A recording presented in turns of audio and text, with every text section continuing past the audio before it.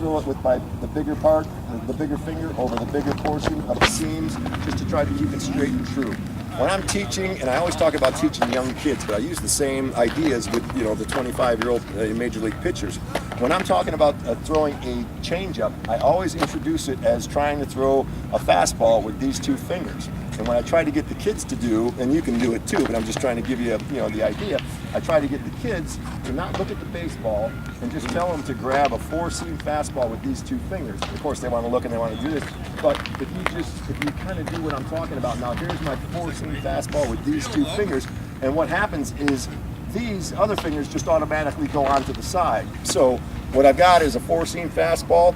My thumb is basically underneath, and these two fingers are on the side. And the idea, just like I told you, and just like I told somebody else, this is not a changeup. This is a four-seam fastball with a different grip. The more contact that you have with the baseball, the slower the baseball is going to travel. And that's the idea that you want them to have, is to not throw a change, because when they start to throw a change, they start to try to manipulate the ball. They want to see movement. And when you throw this good, and you do all these things that we're talking about, where you have a good path, and you turn, and you burn, and you come, and I'm not throwing it, and it comes out of your hand clean. It's got four-seam backspin. It's got a little bit less velocity, but what it does is it sits at home plate. It doesn't have this big, sexy movement, where we like it as pitchers because we can see this movement. But as a hitter, when this thing comes to home plate, and it's a four-seam fastball, and here it comes, and all of a sudden it just kind of, it just sort of sits out of the strike zone. That's your swing and a miss, and that's your miss-hit ball. But it's really, really, for me, this is how it starts. There's guys that have pitched 10 years in the major leagues that throw changeups just like that. There's guys that have funky changeup grips also. But this is how it all starts for me. It's a four-seam fastball with a different grip, and it might evolve where this comes a little bit closer together, and you might call that a circle change. I mean, this adds probably a degree of difficulty to it, but if you can master it, it becomes a pretty effective pitch. But this is extremely, extremely effective and extremely simple, and that's kind of where it all starts. You might go the other way also and start turning into what I call more of a pitchfork change, where it's three fingers on there. But as far as the kids and as far as introducing it, a four-seam fastball with those two fingers, and it's not a change, it's a fastball with a different grip. I took it right in almost like it was a four-seam fastball, but fingers together. And the key is, you don't want to manipulate the ball.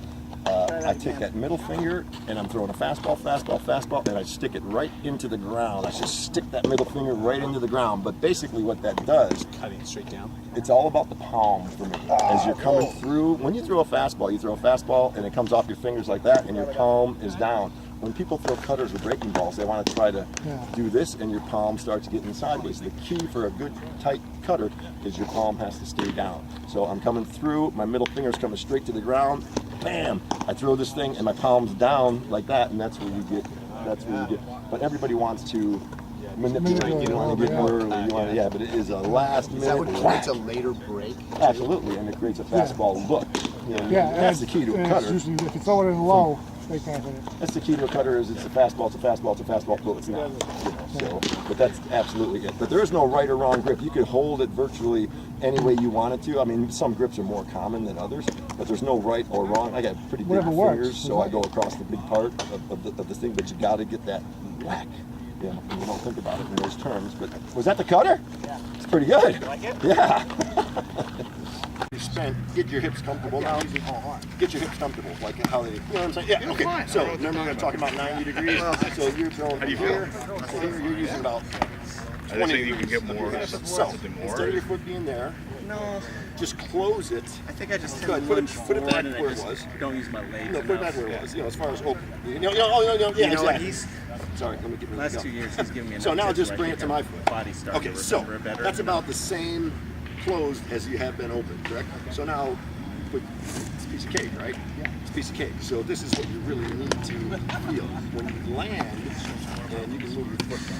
When you land, and this is 90 degrees, but it's very basic, right? Yeah. You were outside of 90, so let's just say you were landed at 110 degrees, whatever. Here's 45, here's 22, here's 11, it's half.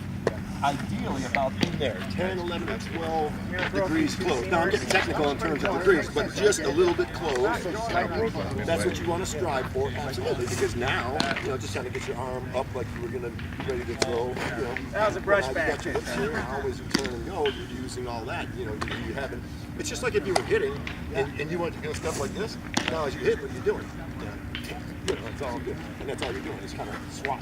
Okay. So, and are you like, do you do a certain stride length? Is there a Your certain same stride length? well, there is, but your stride length's fine. Basically what your stride length is a little better? 5.5 to 6 of your own feet. So, and it's not an exact science, but if you walked it off, that's exactly where you would probably be. Okay. And so, open or close? Some people close this much. If you close too much, you're in trouble also, but that's exactly what you're doing right down that same line that you were on, except your toe is a little bit more closed than it was before. It's hard to just say, but that's something to work on. Oh, that was good. That was good. And well, you kind of fanned, but you just sort of walked over it after the fact. You were going to see that. You see how you landed and sort of walked over. It wasn't just a sweep.